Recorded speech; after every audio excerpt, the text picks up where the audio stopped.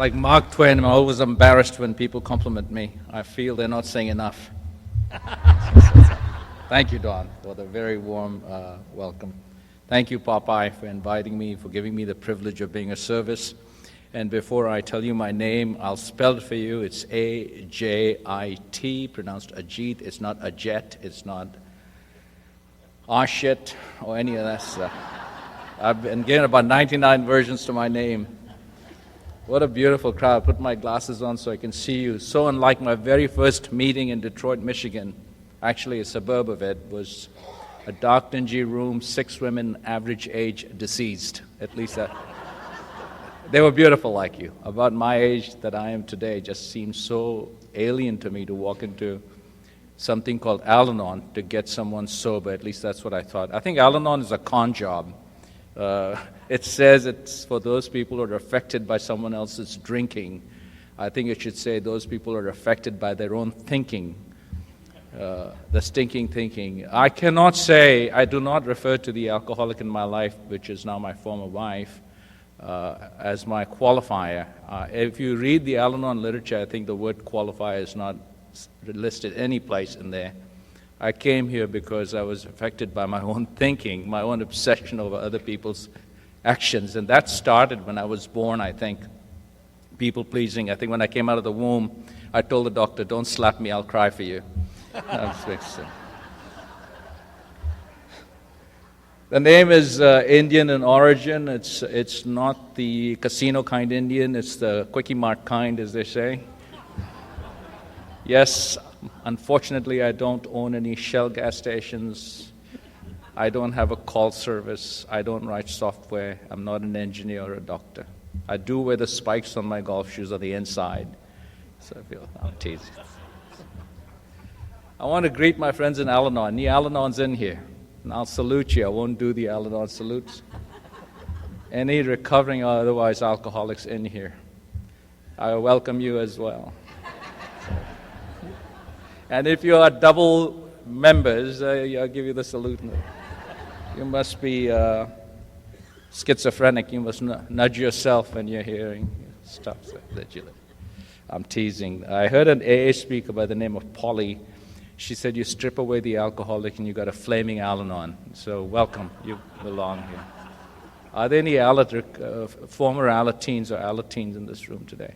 If you are, a very special thank you to you for being here, and blessings, because I have been an Alateen sponsor, and I tell you, I'm always amazed and surprised at what this program is capable of in transforming those kids into good citizens of society. Because I heard stories where kids said, my father, and he's telling you a baseball score, he said, my father would pick me up and throw me against the window, and no emotion, no sadness, just stayed the way it was. So I'm glad to be here. I cannot tell you exactly when I walked into the meetings of Al-Anon, but I can tell you to the moment when she walked into AA, May 25th, 1983, 8:02 p.m. So that tells you where my head was. And I love what Don said about practicing the program. I read someplace that we don't work this program, we practice it. And practice makes you perfect, but in this case, thank God it doesn't make you perfect, because I'd be walking around like a castrated angel and would not be able to identify with any of you.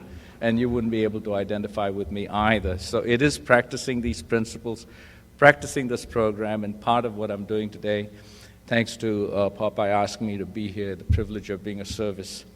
Abraham Lincoln said, better to keep your mouth shut and be thought of as a fool than to open it and then remove all doubt. So I'm going to remove all doubt because I think I'm amongst fools, and which is okay, because there's an ancient Indian saying that said a fool is no longer a fool when he realizes he's a fool, and a wise man is no longer wise. See, they confuse you when he thinks he's wise. So you're neither wise nor a fool. That's why it's progress, not perfection. I'm so grateful for that. I came in the rooms of Al-Anon in 1980. I can't remember when, so I just say December is because it was late fall, it was a cold evening, and I remember that much. And I came in because I was not, they say if you're bothered, but I wasn't bothered, pardon the expression, I was pissed at the drinking that was going on. I really didn't think the drinking was really the issue in retrospect. I was bothered. I was not bothered. I was embarrassed by what was going on. Because, see, I grew up in a home where the mantra was, what will they say? So,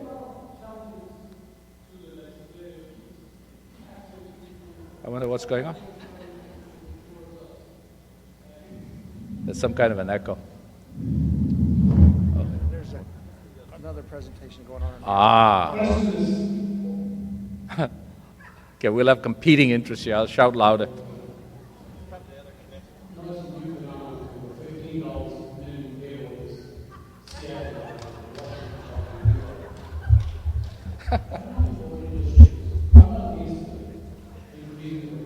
Can you hear me if I talk? Are you okay?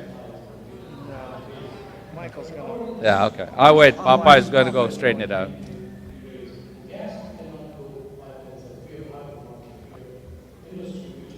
Talk amongst yourselves.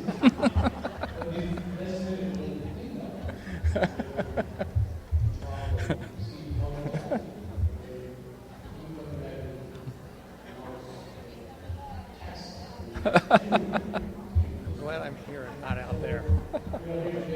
Listen to this guy. I mean, yeah, he's pretty loud. That's odd. They have the sound system so wrapped up like that. the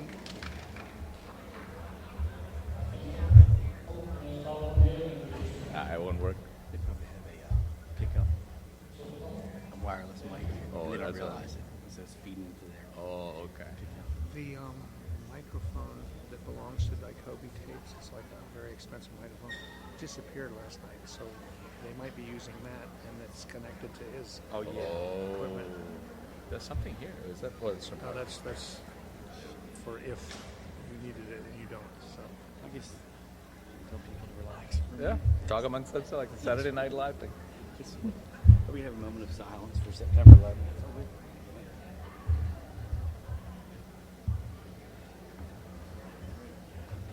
Nice to meet you, Archie. What's your name? Mike. Turn my tape on. Thank you. you want to give it a shot again? Sure. I guess Popeye solved the problem.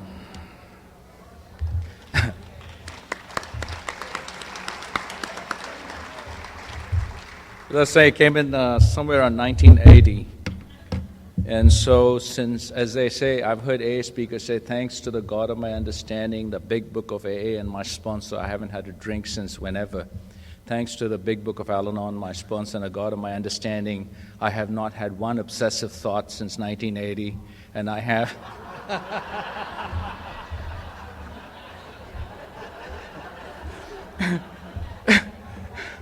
I take it you don't believe me, and I understand. And I'll obsess over that.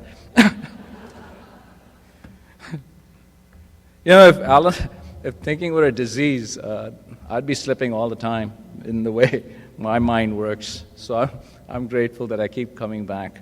It's been a long journey, and it did not really hit me till 1997. I started in 80. But I was, as St. Francis would say, I was more into orthodoxy, which is right doctrine. I knew the steps. I could read them back and forth. I could philosophize on them. I could talk about the concepts really well. But I wasn't into orthopraxy, which is practicing the program, practicing the steps, doing the footwork. Because I could talk the talk, but I wasn't walking the walk. And I didn't realize that because I slid into service, which made me feel, I won't speak for the others, but made me feel like I was working a wonderful program. I use the word work here. Because people come up to me, oh, you work such a great program, you're into service. I was intergroup rep, district rep, world service rep, you name it, every rep that could happen. I was secretary, treasurer, I was going to meeting and sponsoring people, and I was leading meetings, and I was asked to speak at conferences and stuff like that. So I really thought I was hot, you know what, that I was working this great program, and wow. I didn't realize that what I had not done is gone into the darkness of the fourth step. I had not really dug deep into what I was all about, because I had surrounded myself with the packaging rather than the substance. And as I said, the embarrassing part, because when you grow up in a house would say, what will they say?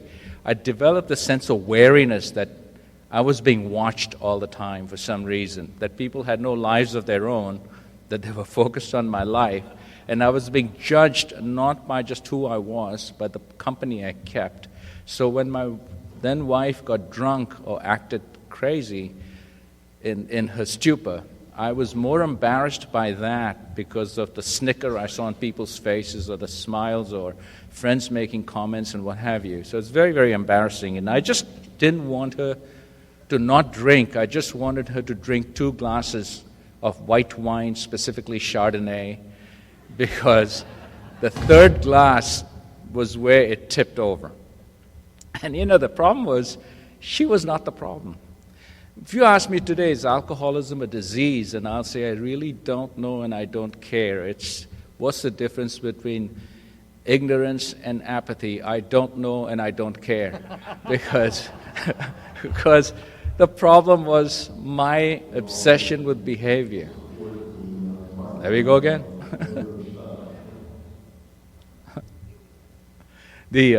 So the problem was obsession with beer. We'd go to dinner someplace, and my friends would say, "What's your problem?" I'd say, "She's got mozzarella on her eyelids, she's got pepperoni on her cheeks, and she's slobbering all over the place, and you're asking me what's my problem?"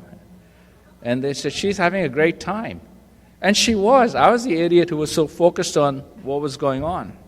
Now you might, just to give you a brief introduction as to how I ended up being with an alcoholic in in Detroit. I was born in a home in Bombay, India, and when I finished my school and I graduated, did all my work, I walked up the mountain in my loins, underwear, and my turban. I never worn that. It's a bad visual. And I asked my guru, O Great One, how do I seek serenity? And he said, go to Detroit, Michigan, and join Al-Anon. I'm just saying that for effect. So I left the shores of Bombay, India in May of 1974, warned by well-meaning friends and family, said, do not get involved with American women. And I said, why? They said, because they drink and smoke in the open like men do. Translation, Indian women are discreet. They do it behind closed doors. So I didn't care for the fact that the American woman smoked, but I loved the fact that she drank, because they say candy's dandy and liquor's quicker. It made my progress in an evening extremely cost-effective and expedient. Little did I know I was about to embark on a journey that would just be a very transformative process, and I'm very, very grateful for that. So I don't refer to the alcoholic in my life as my qualifier. I refer to her as the angel who brought me into this program, because every encounter has, if I read in retrospect, has been a spiritual encounter. It's just that I did not recognize it at the time. It was my God guiding me. And I don't have a God of any understanding, meaning I don't understand God. I just appreciate the mystery. And that's good enough for me. And that's what the third step allows me to do. I was so hung up on God as we understand Him. Say, understand whatever you want to understand, because it's beyond concept. I think the Zen Buddhists have a wonderful saying. They say, if you meet the Buddha, kill him, because it's a mental construct. It's anything I think of as a mental construct. So it's beyond me, but there was something guiding me, and I didn't know why or what. But I'm so grateful that I was guided into the 12 steps of Al-Anon. And thank God that there were alcoholics ahead who actually gave us those 12 steps, and the people beyond and beyond and beyond and beyond. I've really come across priests. My present wife is of Greek ancestry, and she's Greek, from Greece. And we go to church at the Assumption Church in Long Beach. It's a Greek church.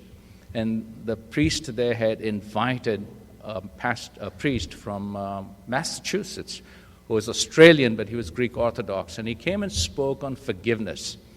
And when he was done, I walked up to him and I said, you know, what you were talking about sounded more like 12 steps of the Gita. He said, oh, all wisdom is universal. He said, but I'm not an alcoholic, but I go to AA meetings. And I said, why?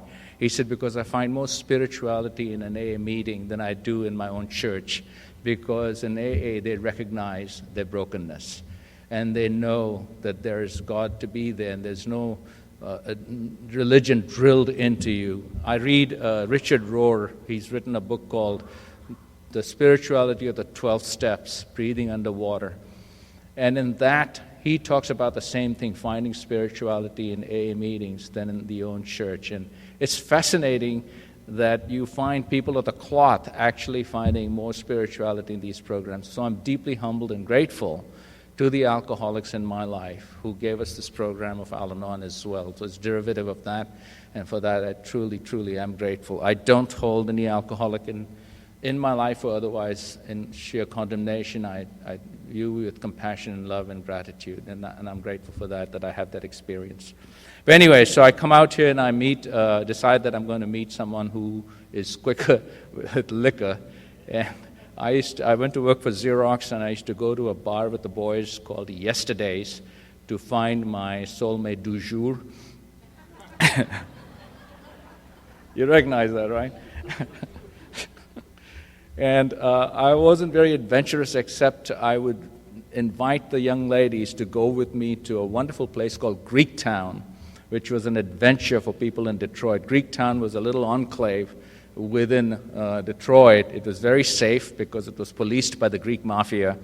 So, and in those days, back in the 70s, you could get a 4-course meal for about $25, and it included an elixir called Roditas wine. Roditas wine had the magical quality of transforming an absolute stranger into the most intimate of associates, persons. So when I met my wife, and she turned out to be alcoholic, I said, oh my God, we Al-Anons carry a beam. Alcoholic, no, don't waste your time. Alcoholic, don't waste your time.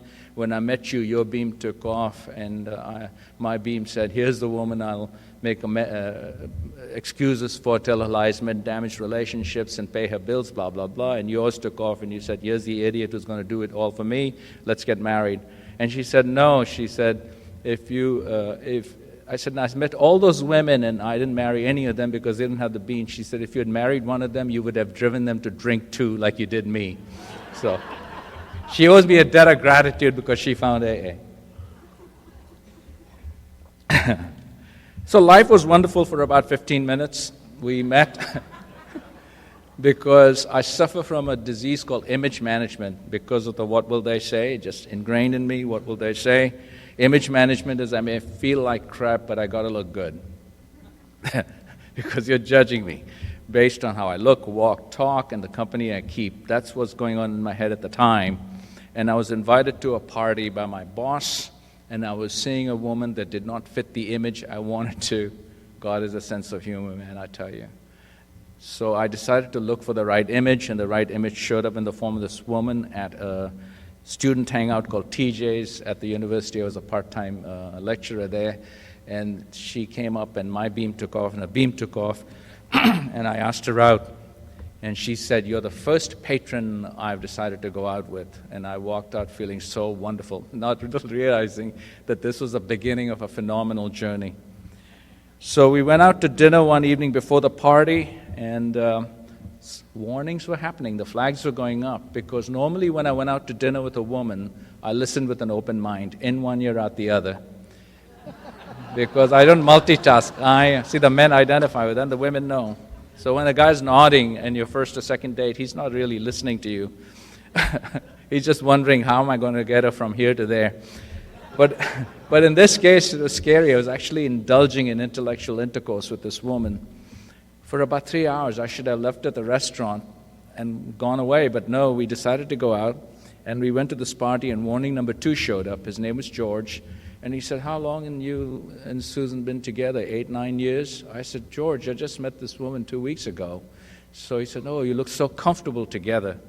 Now, my only time I give advice from this podium is to say, if you're that comfortable on your first date with your date, one of you needs to leave because the rocks in their head fit the holes in yours, or vice versa. And talking about advice, I saw the greatest definition of advice on a Dilbert comic. He said, advice is ignorance and arrogance disguised as helpfulness.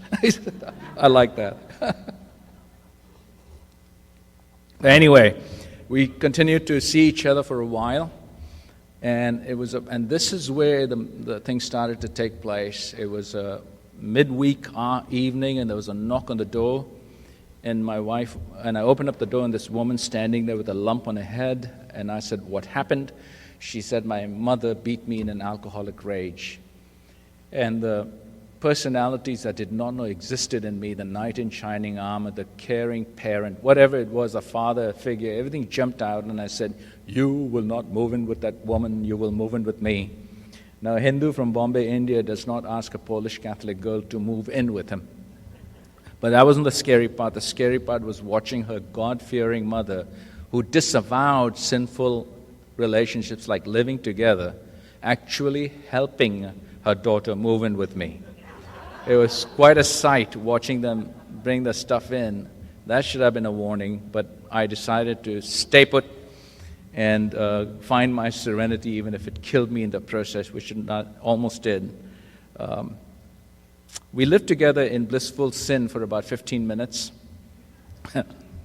Doors would get banged, loud noises coming out of the bedroom, and I'm not even in there. And I'm walking around saying, "Shh, what will the neighbors say?" Shh.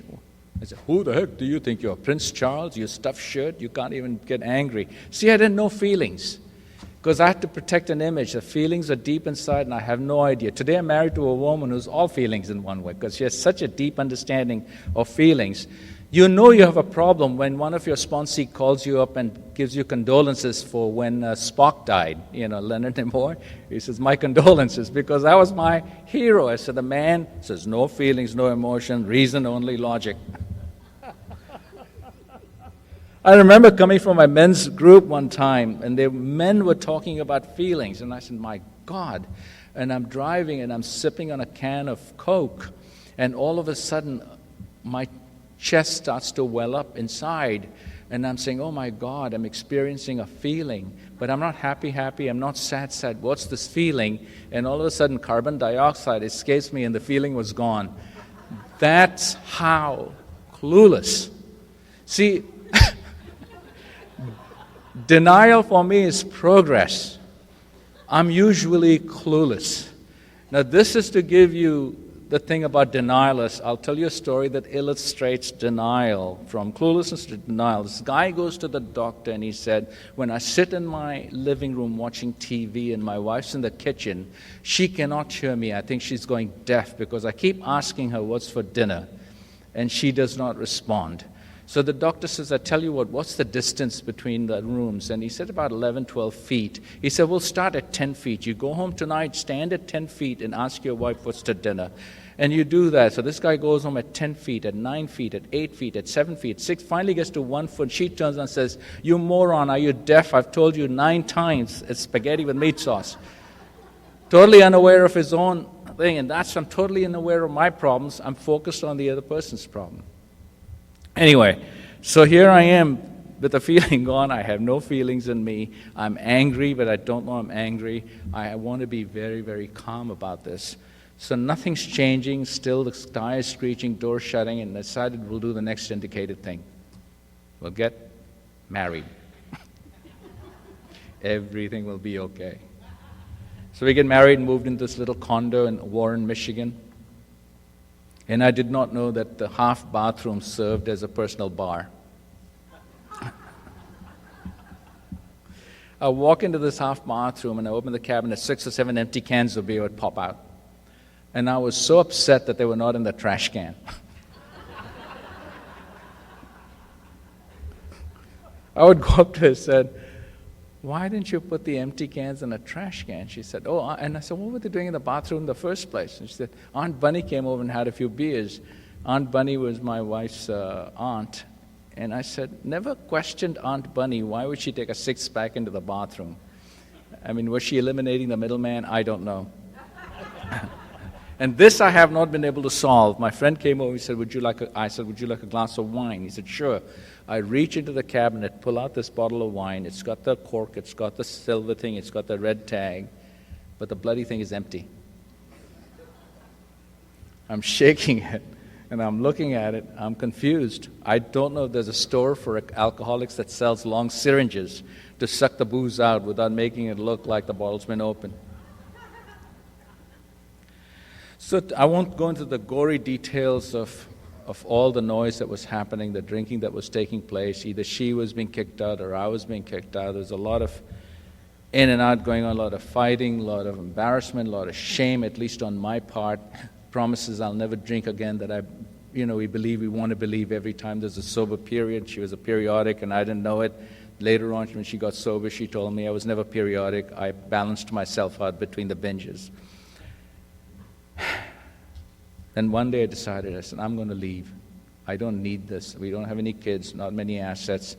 So I put my stuff in a little cloth bag, like Porky Pig. I'm teasing. It's a little bag. I'm walking out. And she said, if you leave, I will commit suicide. And I was so angry, and I'm not going to deny how dreadful suicide can be. I've lost some close friends to suicide. But I was so angry at the time, I said, that I want to watch so you don't botch it up. And I left. I should have kept walking, and so I turned around and followed her into the kitchen. And she is where about Barbara and my wife are sitting, and I am here, and there's a TV set behind me. I did not realize that in those 5-10 seconds, her intentions changed from suicide to homicide. And there were dishes and knives flying at me with alarming velocity and accuracy. She should have been a pitcher in some frickin' baseball team.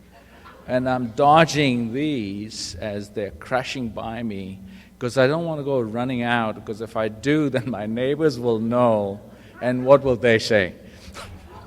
It brings me to the point in my talk, why do alcoholics get anonymous after they get sober?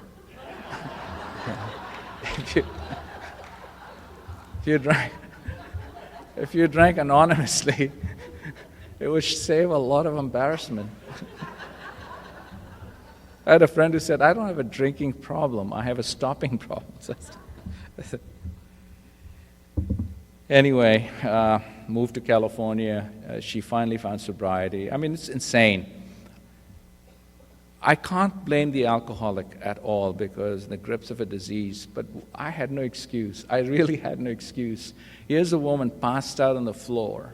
There's stuff coming out of her mouth that a 6-month-old would have said, she's drunk. I had to go and inspect the garbage can to see what she'd been drinking. And I was such a snob, I would critique her choice of alcohol. Kmart champagne, you got to be kidding me. Red wine, and she didn't let it breathe. It's got a twist. What kind of... And I went to my sponsor and I said, Don, I've been studying garbology. This is awful. And I think they sent sponsors to one-upmanship school. And he said, that's nothing. I said, what do you mean? He said, I worked in the Army. At night, I would have a flashlight in my mouth so that it would be dark, and I would fix those Jeeps so my hands would be free. And that came in handy because I could go through 2 garbage cans. And I didn't have the heart to tell him that you can go to an industrial supply store and buy a miner's helmet. So if you're into studying garbage, get yourself, be nice to yourself. You don't have to hold a flashlight. It was when the twins came to my rescue, and I'm talking about Ann Landers and Dear Abby. But before that, I tried every trick, man. Schick Shadel. Have you heard of Schick Shadel? I don't know who wrote. I'm sure it was an alcoholic who wanted to do a number of Al-Anons. When I found this half bathroom is where all the cluelessness and the denial came crashing down, because my family had moved into the area and I wanted to introduce the white sheep of the family to them. So we got in the car and I smelled an excess of Banaka and some alcohol. And I said, I can't take you in this condition. You're going to go back and I'm going to go and see my family on my own. And she said, that's good. So I turn around and she goes inside and rushes into this half bathroom, and something made me follow her. And as I look, she's trying to shut the door to this cabinet, and there's a 55-gallon drum of Gallo wine. It was half a gallon, but that's what assumed these enormous proportions. See, it's always a problem of perception, right? So I look at it, and all of a sudden a voice in my head comes on and says, your wife's an alcoholic, your wife's an alcoholic, your wife's an alcoholic. It's like time stood still and there's nothing moved. And a voice inside me said, we won't need you anymore because we won't need her anymore. You will think her thoughts, feel her feelings, experience her emotions, and you'll have conversations with her and she's going to respond, but she doesn't have to be there. And I said, God, you're crazy. That's not going to be me because I'm individuated. I don't need this. And that's exactly what happened for the next 3.5 years. If she would breathe in a certain way, I knew she was going to drink. If she said good morning to me in a certain way, I knew she was going. So enmeshed with what was going on. She was up, I was up. She was down, I was confused. It was just horrendous. So I'm watching this commercial. Schick Shadel said, if you have a drinking problem, the wife goes up to her husband and says, darling, you have a drinking problem. He says, sweetheart, you're so right. And they go off to get treated. So I believe in the truth in advertising. So I walk up to my wife and said, darling, you have a drinking problem. She said, you're an idiot. I don't. So I figured I'd catch her in the act, and she'll know I know she has a drinking problem. So I'd sit on a couch staring at an empty television set at night because I want to see the reflection of what's going on in the kitchen. I can't be watching TV, but I have to pretend I'm doing something else. So I would do the crossword puzzle. And I'd be looking and I'd see her drink and I'd make this big exclamation, aha, like I've discovered a new law in physics or something. And she'd take a drink and she'd go up and I'd move the bottles around thinking when she gets up at 2 o'clock for her nursing feed time, she'll know that I know because she won't find the bottle where she left it. Little did I know that alcoholics have their stash in 16,000 places. I actually was almost arrested for molesting my vacuum cleaner because I was pawing it to see if she had hidden the bottle there. But I was saying Ann Landers and Abby came to my rescue and said, if you're a mother or father or child or whatever of an alcoholic, go to Al-Anon. So I finally go to my first Al-Anon meeting. I walk in, and as I mentioned, there were 6 women there, and I walked up to what looked like the kahuna of the meeting, and I said, how does this work? And she pointed me to the literature table in the distance, and she said, we work the 12 steps, and there's a pamphlet there, go read it. So I'm a pseudo-intellectual. I walk up and I pick up the pamphlet thinking, oh, this is a cinch. You do the 12, you read them, and you know what it is, and there's some number shows up that tells you this is the magic formula for getting sober. So I read the first step. Admitted we were powerless over alcohol, that our lives had become unmanageable. I said, I'm not powerless over alcohol, and my life isn't unmanageable. Today, the first step is all about unmanageability to me. I don't think about I hear people in Al-Anon say, well, I'm powerless over people, places, and things. And that almost sounds like a sense of helplessness to me, because in the business world, you talk about how do you influence policy, how do you control the circle, blah, blah, blah. And so counterintuitive to say, I'm powerless over people, places, institutions. So rather than having a big debate with myself, I focus on the areas that are unmanageable in my life, and I look at it when I'm obsessed with someone else's behavior, or I'm obsessed with a certain outcome, or I'm obsessed with certain results. My life does become unmanageable. So here I am, totally unmanageable in this room, and I'm saying I'm not unmanageable. That was pure cluelessness and denial. So I move on to step 2. Came to believe that a power greater than ourselves could restore us to sanity. I'm the sane one, she's the insane one. Sane people don't promote suicide. Sane people don't contemplate homicide. I actually thought of killing my wife, at least in 10 seconds or something. I had been reading a book by Alfred Hitchcock, and he described the perfect murder weapon. Some people are leaning forward. You won't find it here. You have to go up. It's an icicle. So here I come from the land of Gandhi. You starve yourself, but you don't kill someone. Starvation was not an option. I was going to kill her. So they're going to take the icicle, stab her, take it to the basement, dig up the cement. I don't know anything about concrete and what have you, but who cares? Minor detail. And I was going to lay her to rest. This is all happening in nanoseconds. And then the thought occurred to me, my mother-in-law lives 5 blocks away. She'll find out dust on my wife's car, and she'll call the police. And kiddo, I didn't come all the way from Bombay to befriend some guy named Bubba in a Michigan prison. Being traded for cigarettes was not an option. And I felt so guilty for even thinking this that I shared about it in my Friday night meeting. And a woman walked up to me and she said, oh, God, I'm so glad you shared that. I said, why? She said, my husband was passed out on the couch, and I was going to take a pillow and snuff him out. And I said, why did you not do it? And she said, I thought she would say, boy, that's a terrible act. It's immoral, blah, blah, blah. Instead, she said, oh, they would have found cotton in his nose, and they would have known I've done it. And we call alcoholics self-centered and self-seeking, selfish. I think we are worse in some ways. I think Al-Anons, and I say this in general because of what I hear and see, and including we're more arrogant because we don't have the disease. I hear people say, that alcoholic, that's such alcoholic thinking. Well, certainly, that's such Al-Anon thinking too, man. Come on. Generalizations bother me, so generally speaking, I don't like generalizations. I know that's So step 2, I'm not insane. I moved to step 3, came to believe, I made a decision to turn my will and my life over to the care of God. I said, wait a minute, God helps those who help themselves.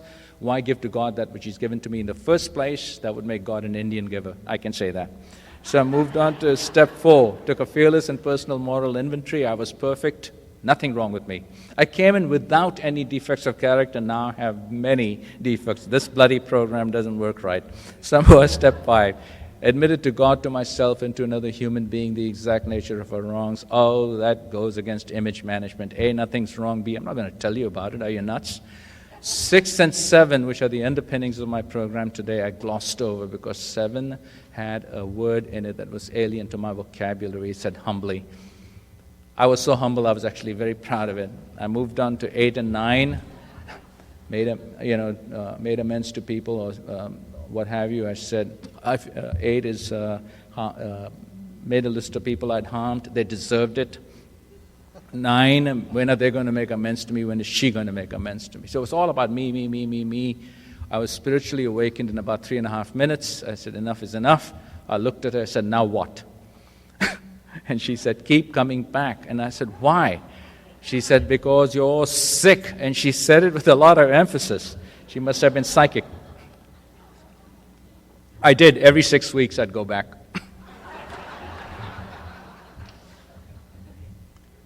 How can you change? By going to class every 6 weeks. It's really going to class to learn a new way of living and thinking, new way of entirely changing your perspective. I know when I was so focused on, is it a disease? I hope people here don't do this that they did in my first meeting. They compared it to cancer and compared it to diabetes. That if she had cancer, you wouldn't leave her. If you had diabetes, you wouldn't leave her. So I walk out of the room and my head is now broken up into 6 different committees and they're having a debate. And one side said, if she has a cancer-like disease, why is she seeking chemotherapy? If she has a disease like diabetes, why not insulin therapy? It wasn't until I got to my first Al-Anon meeting in Chicago area, I'd been transferred. Walk into my first Al-Anon meeting and I brought up this disease thing and a guy looked at me and said, if you want to understand this disease stuff, go to the literature table. I said, there goes the literature table again. And he said, there's the big book of Alcoholics Anonymous in the Al-Anon, on the Al-Anon literature table. And I was surprised, but they said that now I learned that we only use conference-approved literature and all that, but they had taken a group conscience decide to have the text in there. That's the basic text. And I've heard old-time Al-Anon speakers say that there's such a big fuss about the big book in a lot of meetings. And I'm not suggesting you have it in your meetings. I'm just telling you my story. This is what happened in the Chicago area. So I read the big book of AA, and I came to the understanding that this disease transcends any physiological and physical definitions of disease and psychological definitions of disease. It's so confounding even to people like Carl Jung and Silkworth who are unable to grasp the disease part of it, that 2 people had to get together and just talk about it and discover how to deal with it. And neuroscience has determined it, and chemists have, yes, it is indeed a biochemical problem. It is a neurological problem. When I say problem, just the way it's structured inside. They've done brain scans and they found out that alcoholics and drug addicts have different neuroreceptors and different parts or what have you. I totally understand that. But to understand why a person drinks, and I asked a friend of mine, Rich, he and I play golf occasionally, and I said, is there a moment of choice? Is that moment of decision before you decide if you're going to drink or not? He's been sober 25 years. And he said, Ajit, you and I can walk into a bar after a golf game. You can have a couple of beers and you'll know where you'll end up. He says, I have a couple of beers, I won't know where I'll end up. And he says, so I know that, and that's why I don't take my first beer when I've finished golf. I have a soda or a glass of water, and that made sense to me. So here I'm reading the book, I've done all that. Now I'm getting into the literature. See, this is where it got crazy for me, because once I started reading the literature, started reading the whole thing and understanding the steps, I thought I knew the steps. So someone would talk to me about the fourth step. I could go ad nauseum on it. I could talk about the sixth. So I could talk a lot about it, but nothing was going on. Until my wife then got sober in 1983 at 8:02 p.m. at the University United Methodist Church on the corner of Jeffrey and University at Culver and Irvine. And things were hunky-dory. But something was not right, because we started talking divorce in the first year. And friends of ours came and said, a lot of people in AA decide to change everything in their first year. Just hang in there, guys, you'll be okay. And we did, and we started popping babies after that. Justin and Kayla, my twins, showed up in 1985. Oh, thank you.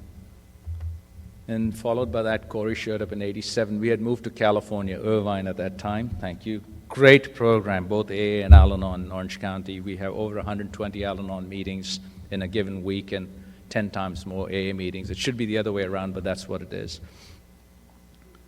And just before my last child came, Nathan, about 8 years into her sobriety, my former wife said that she had been having these dreams and impressions and memories of the past. And it came out that very nasty things had happened to her in her childhood by her father and by a priest and by an uncle, etc., etc., etc. And the dynamics of our relationship started to change. What was a reasonably decent physical, intimate relationship became a non-physical relationship. And eventually, we were sleeping in separate rooms. And 7 years into this slowly deteriorating situation, she got up one morning and said, "This marriage is over."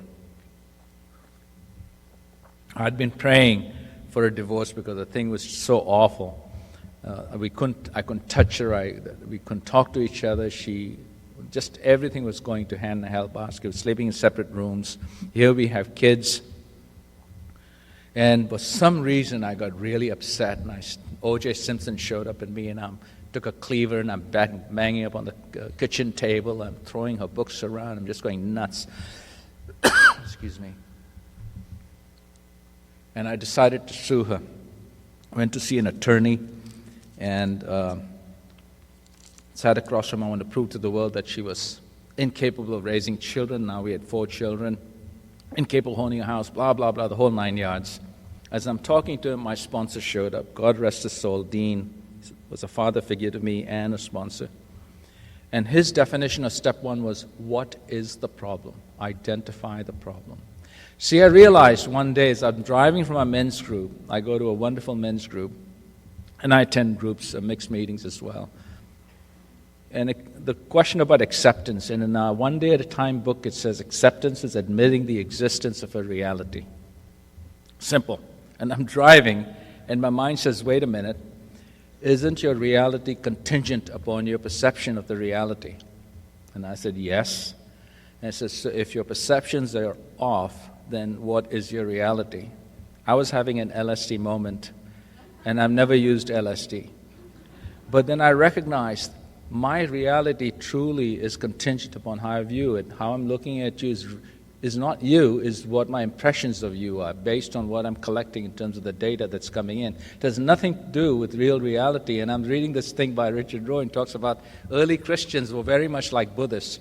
They did not cast their shadow upon reality. They accepted what was in the moment as it is. And that's what the beauty of this program is. We live one day at a time. And the early Christians did not have churches, did not do sermons, did not do any of that. In fact, they were called desert fathers and mothers, Abbas and Ammas. And a lady walked up to an Abba and said, Abba, what do I have to do to find heaven? And because they didn't have the concept of heaven and hell in terms of the duality. And he looked at her, he was twining rope, and he said, I'm doing it right now. Which means he was fully committed to the moment in conscious presence. And that's where he was. And so my reality is confounded by how I view people, because I'm judging constantly. And I have the gift of rationalization, which is awful. I don't judge, I make observations. I'm not sarcastic, I'm blessed with acerbic wit. So how can you clear yourself if you're constantly disguising it with these fancy means of explaining away defects of character? And so my sponsor taught me this whole process of Al-Anon, the 12 steps, AERA, is pulling away the masks, one painful mask at a time, to come face to face with truly what's been happening inside. So here I am confronted with this one. The sponsor shows up. So what's your problem? I said, I do not want to lose my kids. And he says, what makes you think you're going to lose your kids? Because my reality is I'm going to lose my kids because every woman wants the maximum child support she can get by taking 100% custody. That's what I've heard. That's what I listen. So I know my wife is that way. And he said, how do you know? And I said, I don't. He says, why don't you ask her? This is all happening in my head. My sponsor's talking. So I walk out and I call my wife and I said, I will not take you to court on one condition. She said, what's that? I said, I don't want to lose the kids. She said, you're an idiot. We have 4. I don't want them to myself. My divorce cost me $700, all the paperwork. We decided we were not going to have custody issues. We were going to parent jointly. My kids have been blessed as a consequence of that. I'm not going to tell you that they're perfect kids. No one is perfect. They're wonderful, wonderful kids. I love them dearly and they love me back dearly. I know that. And my former wife was actually living in the house for the longest time that we both owned, so the kids could all graduate from that house. And then she decided not to move, so eventually we had to go to court. And my present wife really helped me through the process because I tend to be this I don't care attitude when inside I'm caring and I'm upset, but this outside. And my wife brought me to the truth that, hey, this mattered and I need to take care of myself because I was being taken advantage of. But we still do not have an acrimonious relationship. Through the process of the legal issues, I did not have any ill will to this woman, and that's the gift of this program. So here I am, walking out, we've done this thing, and we saw a divorce therapist. Marriage therapist might have been better perhaps, but it wasn't meant to be. And the divorce therapist said, do not get involved with women, period, for a year. I said, woman, I'm moving to the island of Lesbos in Greece, where there is an island of Lesbos which is founded by lesbians, but that's not true anymore. I said, so I'll be around women, but not with them. And she smiled. She said, you'll get a 2x4 across your face if you get into a relationship. And as I said, I'm a master of rationalization. She said, you have to go through this and go through the process of getting rid of all the baggage before you meet someone else. So I moved out on July 4th, 1996. In August of 1996, I walk into my Friday night meeting, and there's this woman sitting, and she's making flirtatious eyes at me and smiling at me and all that. I'd known this woman. For some reason, there was a seat only next to her. Now, this is angel number 2 that comes into my life, and I'll tell you why. I sit next to her, and I can see there's an energy going on, and I asked her out, and she said yes. And I said, geez, I've been separated for 7 years at the house, 2 years sleeping separate. So I have moved on, I tell myself. We decided to go out, and it became a very, very intense relationship. But thank God it was for a very short time. And I say thank God for a reason. I'm really grateful that she came into my life and gave me everything that was lacking in my marriage for the last X number of years, physically, emotionally, every which way. So I really got lost again. I did not get into Ajit. I was so caught up in this relationship. And again, people would look at me, oh my God, you got a beautiful woman next to you, and what's going on with you? You've just come out of the divorce and you're great, blah, blah. I wasn't even divorced, I was separated. And as the divorce therapist had suggested, a 2x4 hit me about 8 months later when the woman decided to leave me. And I was so devastated, even more so than I was with the divorce. And I walked up to my sponsor. I said, do you have a gun? He said, why? I said, I'm too much of a coward to shoot myself. Will you kill me because I'm in too much pain? Instead, he said, when was the last time you've been alone? I said, I can't recall. My sponsor never told me what to do, how to do, when to do. He always would be there to offer suggestions, to reason things out, what have you. But this time he gave me a very clear directive. He said, why don't you do a 4th step differently this time? I want you to lock yourself up for a couple of days and use the page 345 in your Courage to Change. There are 4 questions. The first question is, who am I? The second question is, what are my values? I'd been to Catholic school 12 years in India, where I knew the values were honesty, fidelity, blah, blah, blah, but I never really practiced any of them to the best of my abilities because I had veered and wandered many times. He said, I'll change that for you because you're a thinking guy, not a doing guy. So we're going to ask you, what do you value and how do you show it? The next question is, what traits of character do you wish to keep about you? And the last one was, what traits of character do you wish to get rid of? So it was November of 1997, Thanksgiving time, I locked myself up. I'd done some readings before that. My therapist had recommended a book called How to Be an Adult, written by I think he's a recovering alcoholic, the guy. Beautiful book, hitting me between the eyes in terms of the kind of people I brought into my life and the energies I pulled into my being. So I read that, and I read another book called Conversations with God. A bunch of the stuff just to kind of get ready for this thing, and I'm reading Al-Anon literature. And I locked myself up, and we had pages in those days, if you remember those little things. I shut that off, the cell phones off, TV off, and I told my former wife, I said, please have the kids with you, don't send them to the house this time for a couple of days. I started to write, who am I? See, I denied who I was. I wanted to be James Bond. But it's very difficult to walk up and say, hi, my name is Shahani. Ajit, it doesn't have that cachet like, hi, my name is Bond, James Bond. Because my family was refugees from now what is called Pakistan, was all India. And so I was born in Bombay, but they had come. And with that, there was a lot of shame and embarrassment because they'd left all their wealth behind. But the community that I belonged to did extremely well as refugees, so they were the source of envy for a lot of people. So we were targeted in many ways in terms of pejoratives and what have you. So I didn't want to be who I was because of that. In school, people would tease you for who you were. I just wanted to be someone else. And so I did not really get to know, there was no introspective work going on because I had this mask around me that kept me from realizing who I was. So I'm writing this, and I'm really angry at my father, tears flying out because he didn't play cricket with me. He didn't play ball with me. My father didn't know what end of the bat to hold, for God's sake. His job of that generation did not say, I love you. They made sure your clothes on your back, roof over your head, went to school, had a decent meal. That was their business. Angry at my sister. I mean, I didn't realize the victim that was there was just pouring out on that piece of paper, and I'm raging. And a friend of mine told me I almost had a near psychotic experience with the doctor being there.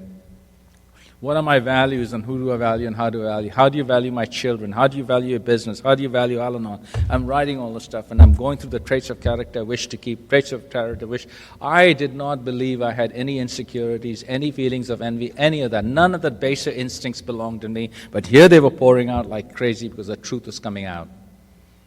It was Friday evening when I was done. I heard an AA speaker put it about as well as anyone. He said, I had my feet firmly planted in midair. And for the longest time, that's what had happened.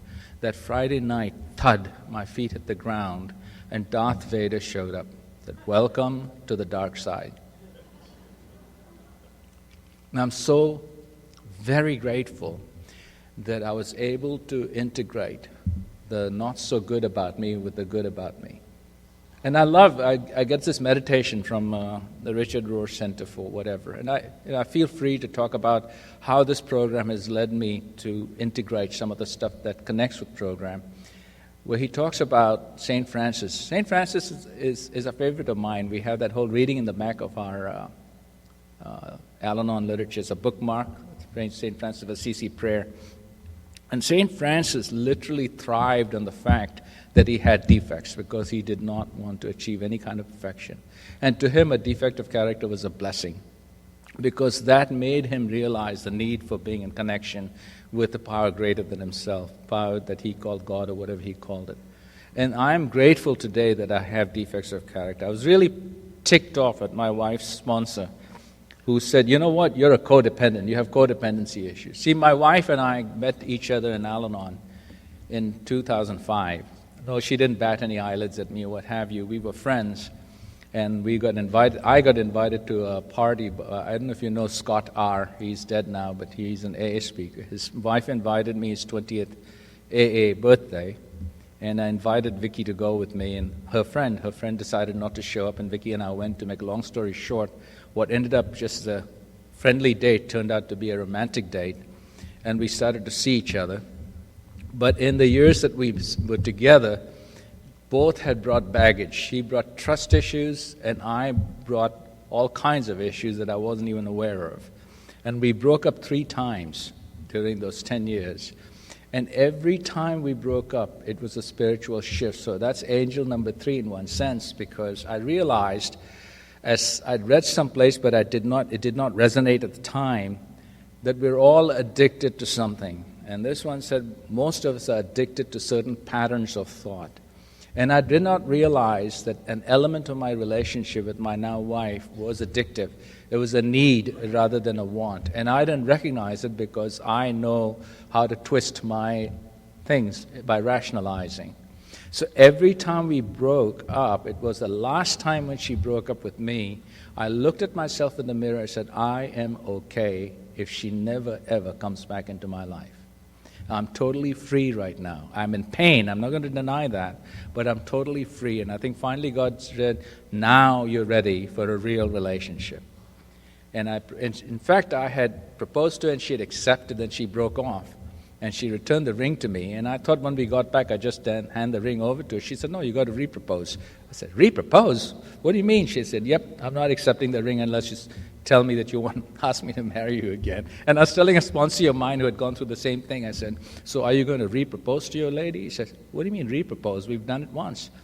I said, you don't understand women. Repropose.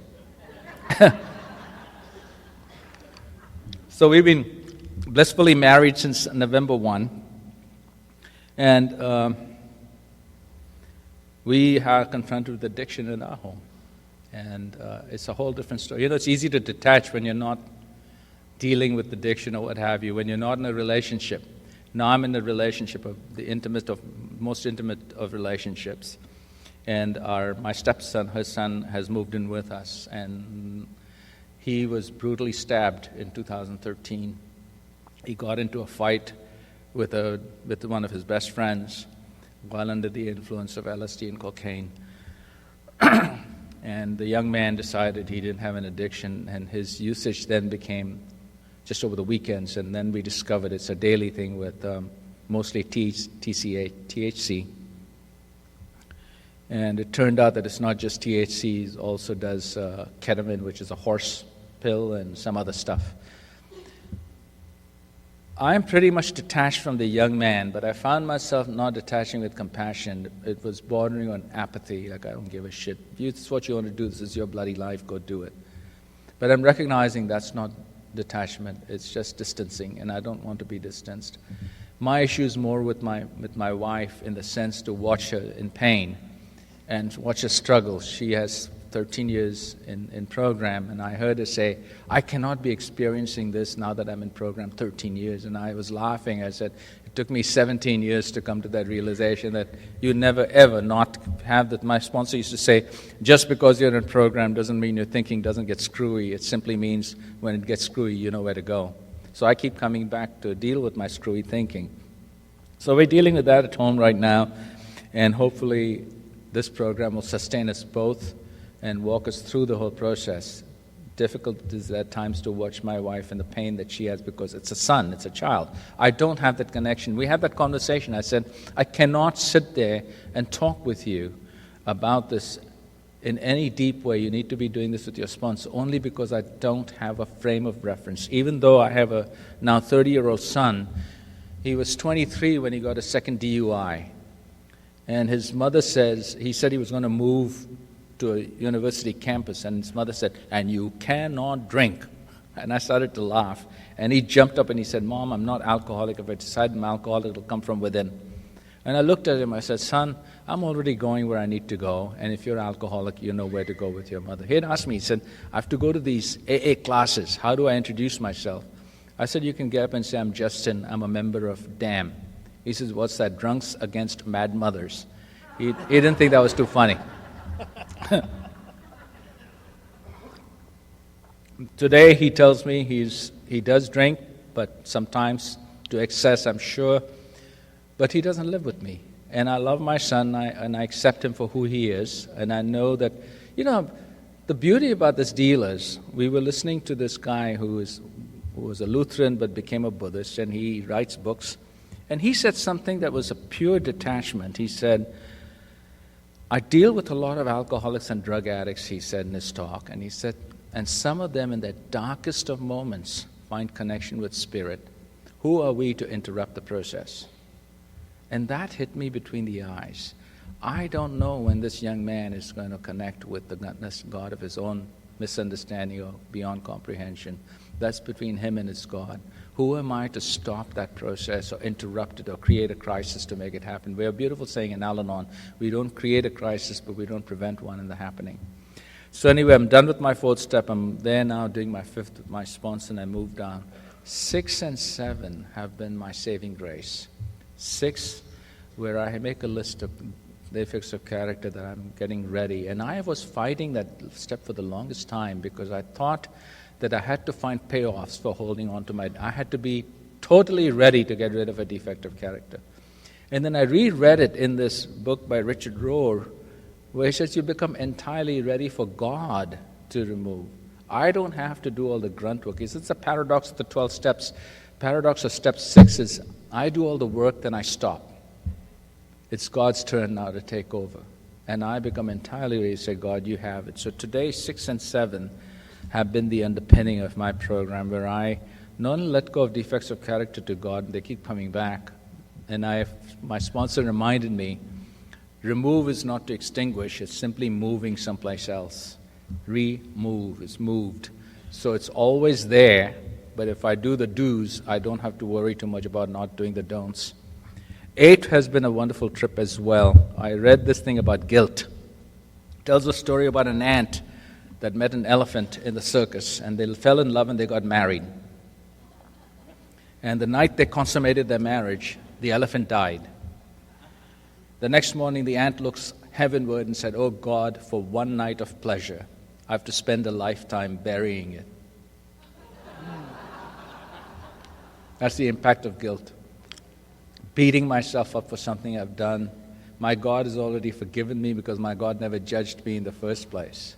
There's a beautiful saying in one of the ancient readings that says, the actions of mankind are left untouched upon God, because I don't have to worry about this is my existence. If I commit mistakes and I do some things, my program gives me the tools in step 9 to make amends. I have distinguished for myself the difference between saying sorry and making restitution. My 4-year-old taught me that. He said, Dad, you always say sorry, but you never change what you're doing. It hit me like I should have aborted him at age 4, but I didn't. Didn't realize he was my sponsor at the time, too. So today I know just saying sorry doesn't mean anything. I have to make restitution. It's been a long journey, and the steps have been my savior in the process. I have cleared up my thinking somewhat so I don't focus on people so much. The more I've accepted myself, the more I accept you. The more I feel comfortable in my own skin. This has been the process for me. I heard a lady in my Al-Anon meeting explain disease, because I fought the word disease for Al-Anons. I said, we don't have a disease. And she explained, she said, disease is dis-ease, the insides not matching the outsides. And that resonated. Today, I feel more comfortable. My insides match my outsides more than it ever has. I'm not going to tell you that I've reached it. I asked my sponsor, how do I know when I've arrived in Al-Anon? He said, when you twice as good as your wife thinks you are and half as good as you think you are. So I'm still a work of progress, and it's taking time. I think I'll finish with this. It's a story about the footwork we have to do in our program. It's this guy, he goes to this wonderful banquet. He's having a phenomenal time watching people. He's thinking he's going to have this wonderful meal. But waiters and waitresses are bustling by him, and no one is waiting on him, and he's really getting upset. 15, 20, 30 minutes go by. Now he's steaming until he comes to the realization that he's at a buffet. So this Al-Anon, AA, all these sorts of buffets, we have to get up, we have to do the footwork. And we can't, at least for me, I can't wait. I don't like the word, oh, I'm black belting the program or what have you. There is no black belt here. There is no fight here. This program is a program of surrender. Lady from Toronto, she's a former nun. I don't know if she's spoken here or not. She's an AA speaker. She put it beautifully. She said, Michelangelo always knew the Pieta was in the stone. He chipped away at the excess. And this program has been chipping away, and it's worked hard on me. I'm like the cliffside that the ocean has just been battering against, and it's taken a long time because this thing gets in the way. The rationalizations, the intellectualizations, the conversation that happen here, sometimes there's a constriction that does not allow the program to seep in.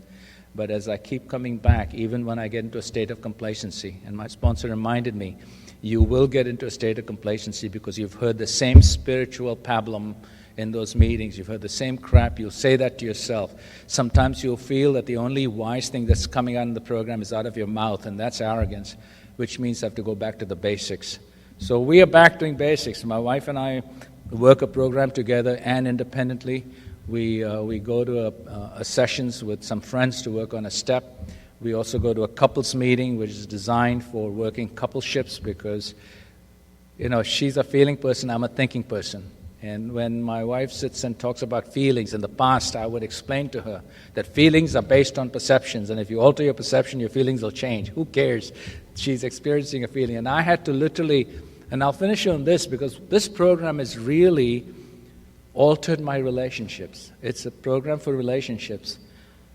My third son, Corey, was most affected by the divorce and what have you because he was babysitting the youngest. At 9 years of age, he was caretaking a 6-year-old.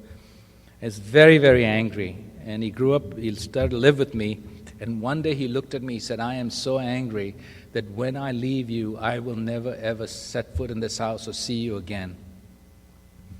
And I had him sit down with me. I said, if you're this angry at me, just pour it out. Tell me what you're so angry about. He says, I'll think about it. So he came one day, he said, I'm ready. He sat down and he gave it to me with both barrels. Now, in the past, this man would have given him 16 different reasons why his feelings were not valid, like I did to my wife. You're wrong, this, that. Something in me made me just sit and listen. And I looked at him, I said, some of the stuff I can remember that you're telling me, but some of the stuff I don't. But that does not mean it did not happen. And I apologize for everything, but I can't change the past. I heard an Al-Anon speaker beautifully. He said, we cannot change the past. We can only change our relationship with the past. I said, I'm willing to move forward if you are. He said, I'll think about it. And I said, you son of a... In my head, I didn't say anything to him. 3 days later, he came and said, I'm ready, Dad. And he gave me a hug. And today, he works with me. And that's the beauty of this relationship. The same thing with my wife. When she broke up with me, now a sponsor of mine, he wasn't sponsor then. As I was walking by him, he said, oh my God, Ajit, my sponsors asked me to do a fourth step on my relationship. Bing, went home and I started to write. Some of the things that Vicky had seen about me had given her false impressions, but they were very real. And as I wrote, I said, oh my God, if I were in his shoes, I might draw the same conclusions. This is the gift the program has given me, that despite this veneer of arrogance that is there with me and the ego and all that, moments of light come through when I can see things from someone else's perspective and connect differently than I've ever done in the past. And I'm so grateful to this program for that. Long ways to go yet and a long trip, so I come to the buffet and I do get up and help myself. I have a sponsor. I work the program and I sponsor people now differently. I don't tell them what to do unless they ask for specific direction. And I'm grateful for all that. I'm grateful to you again for letting me take an hour of your time or more. And I hope you have a wonderful day. Ocean City is beautiful. Good to come back. I know my name is not unusual because the last time I came here I was hosted by a guy named Zippy. And today I got invited by a guy named Popeye. So Ajit is no longer that unusual. Thank you.